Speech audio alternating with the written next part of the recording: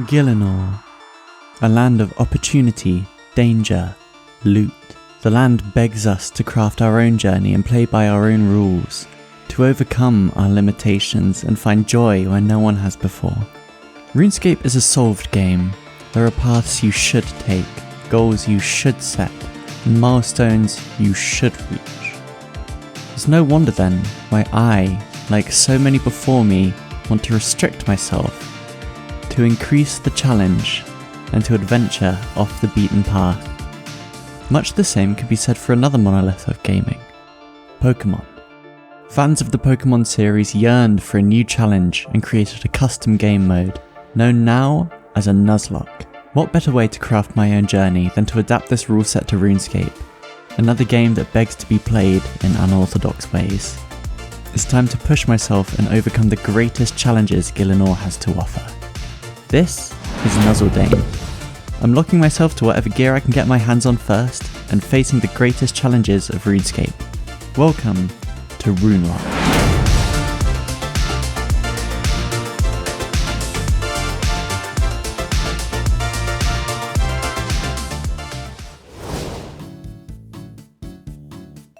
Hi, I'm Gilgadane. I was a Final Fantasy kid. Sorry. I have nothing better to do but play RuneScape in a way that will no doubt make me sad, so I'm adapting the classic Nuzlocke rule set to my favourite game. The rule set will need to be adapted quite heavily, since I can't really shove a goblin into a ball and chuck it at the King Black Dragon.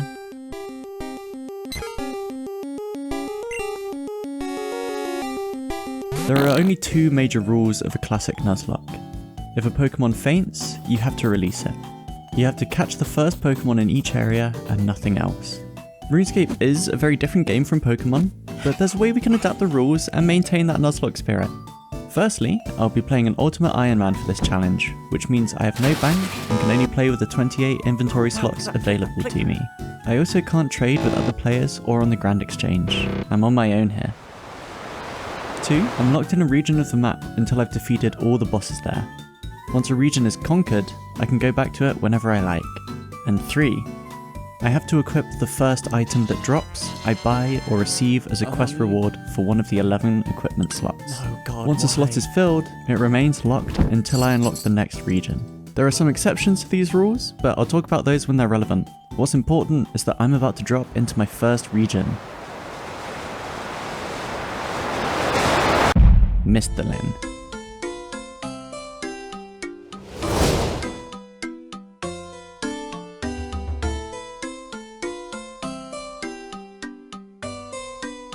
I don't know what to do first. I've got the world as my oyster right now.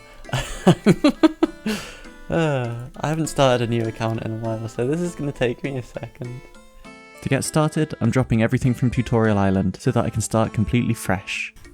Alright, we are completely fresh. It's probably a good idea to get ahead on training my combat skills. I don't want to lock myself to a weapon just yet, so I'll just kick chickens to death since there's no chance of them dropping a bronze dagger and ruining the account immediately.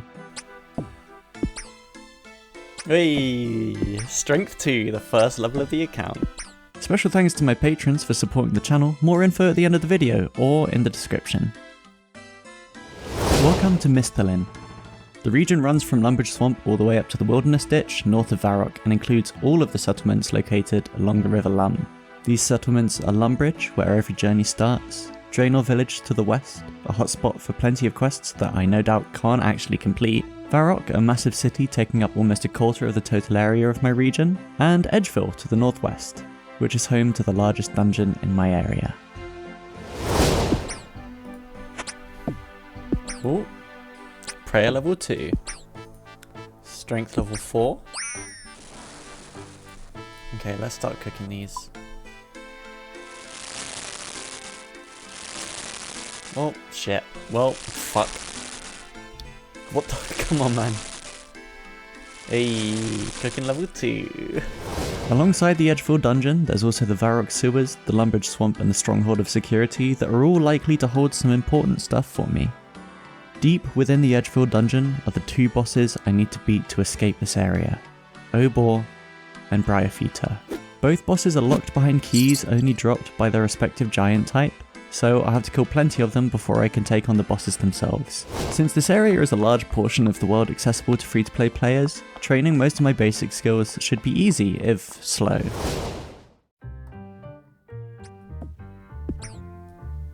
There's attack 3. While I'm here, let's plan our next moves. I need to figure out what my best possible equipment setup is, and avoid everything else until I can get it. Of the 3 combat styles in RuneScape, it's probably best for me to go with melee here. Training range would mean relying on throwables such as knives, which aren't easy to source in this area, or getting a basic bow and being stuck with it. So that's out. Magic is doable, but I'd have to pick between a setup that gives me appropriate defense or a setup that means I can actually hit the bosses with my spells. At least for this region, I'm sticking with melee since defense is my priority and I have better access to gear here. Ideally, I'd get my hands on Rune Scimitar, one of the best melee weapons for free to play, and great versus both bosses, but as far as I can tell, there's no way to get one within the confines of Misalin. Since no creatures drop one, I can't catch magical imps because there's no way to train Hunter, and the only shop that sells rune items is found in the Champions Guild, which I need 32 points to get into. A quick look at all the quests I can beat entirely within the region confirmed that it's basically impossible since I can get a maximum of 25 quest points. Unfortunately, this means that basically all rune gear is locked until I can actually kill the bosses. I think these chickens have had enough. Let's head up to the Stronghold of Security. I've heard there's a special treat waiting for us at the bottom.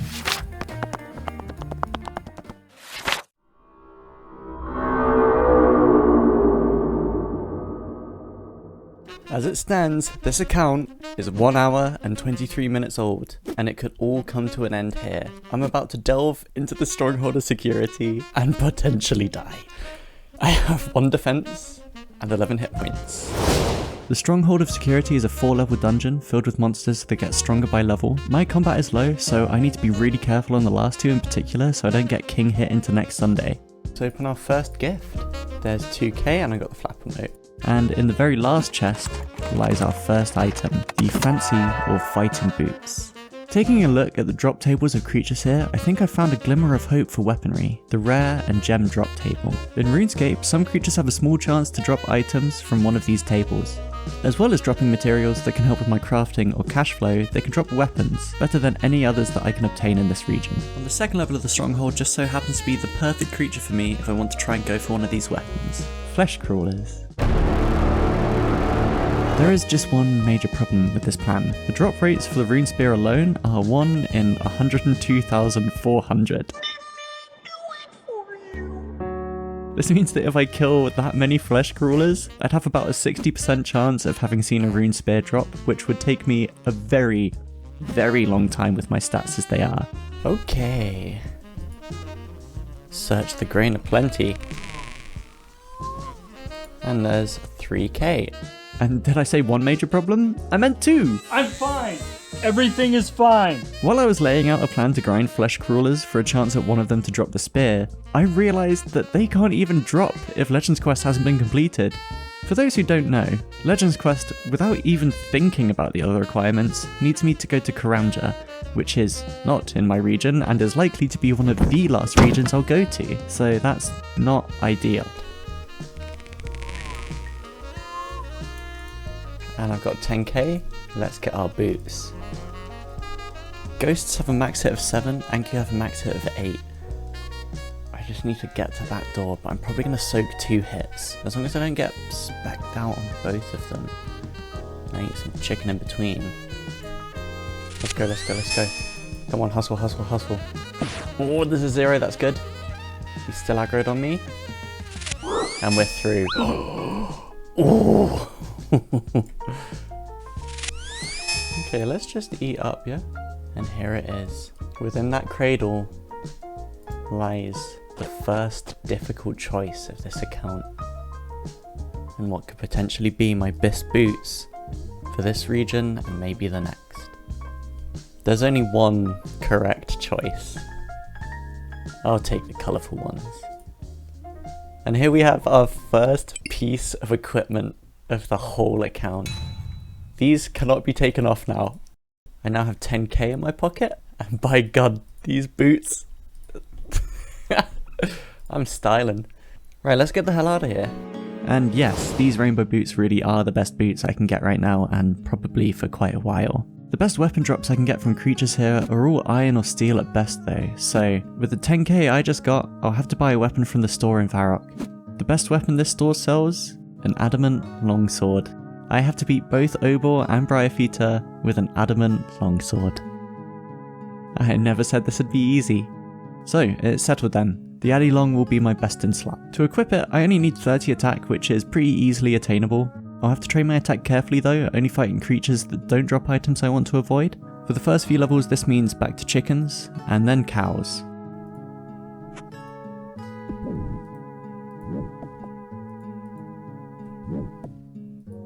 You know you can use swords, bows or mage in this game.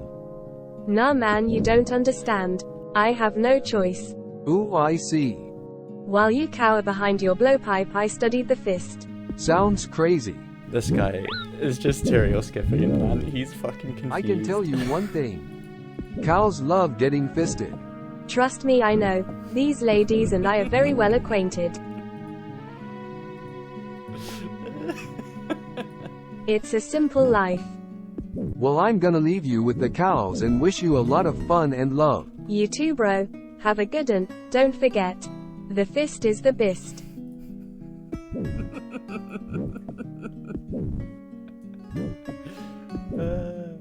This guy has no fucking clue what's going on. As if my plate wasn't full trying to eke out some good gear, I'm also limited on what food I can get. Since I can't complete Druidic Ritual, I won't be able to train Herblore and make my own potions.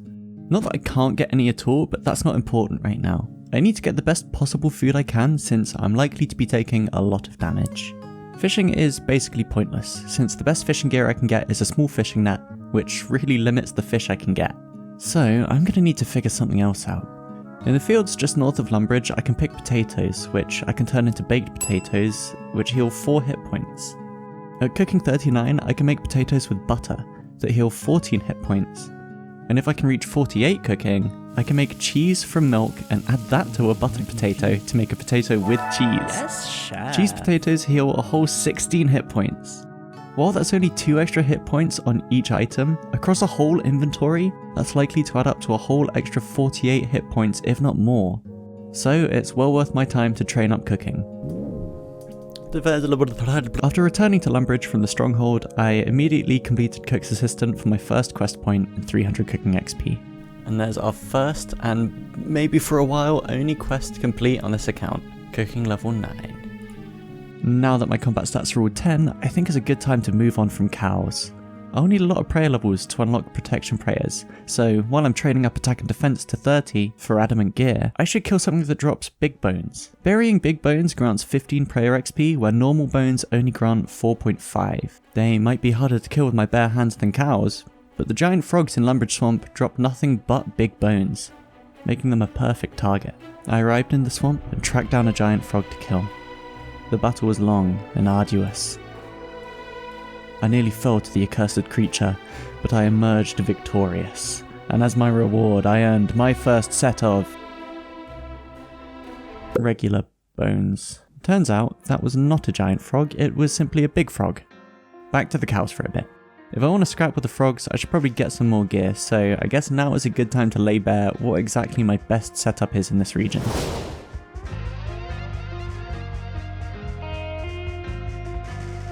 We already know about the boots and the adamant longsword. A quick one I can pick up is a cape off a highwayman. Fucking give me that.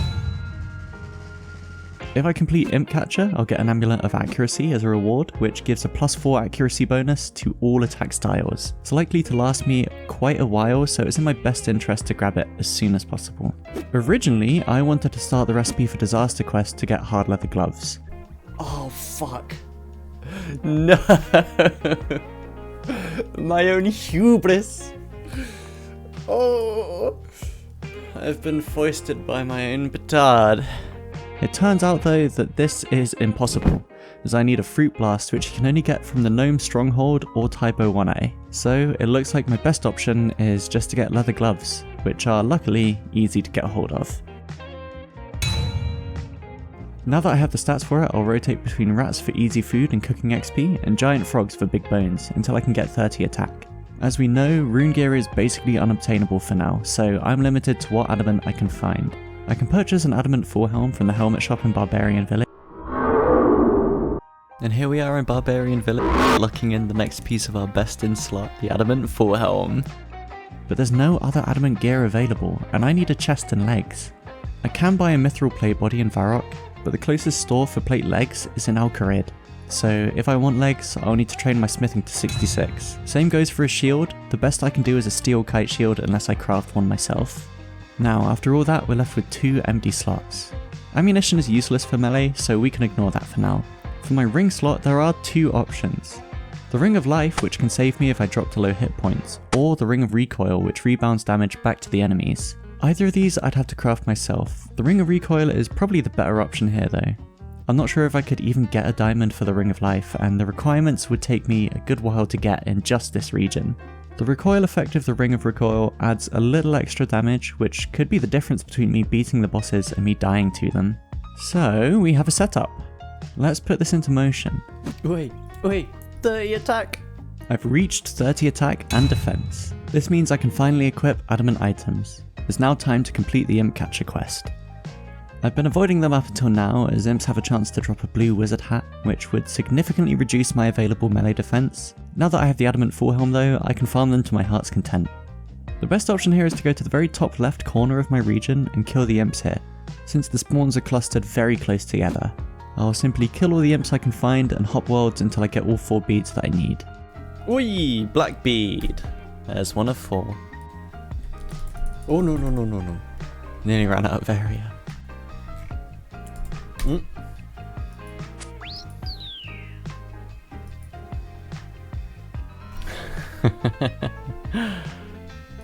What I once feared so much. White bead, 2 out of 4.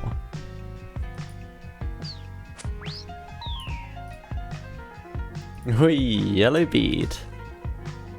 1 more left. Another dupe. Oh no, stop giving me dupes!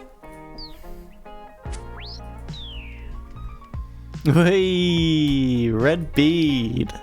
That's exactly what we've been looking for. Now it's time to go complete Imp Catcher. You know, it's funny that you ask for these beads because I just happen to have them all on me. Thank you very much, that will do nicely. Out of this we also get magic level 8. We're locking in another slot. The Amulet of Accuracy for my neck. This amulet is a huge upgrade. Possibly the biggest upgrade I'll get on this account until the next region. I can't quite take on the giants just yet though. I need to train my combat stats and cooking higher before I can work on getting those boss keys.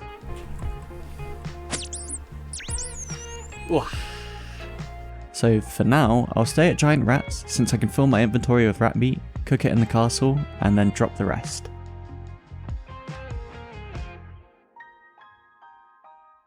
Next time I'll be getting a leg on, dealing cheese, and slaying giants. Thanks for watching, and a special thanks to patrons like MyDogMax, James, Alex Maxfield, and Maya Younger for helping me to keep the channel going. Check the description for a link below where I post about my process, updates on new videos and projects, and generally potter out in between uploads. All the support is massively helpful and means I can afford to put more effort into these videos.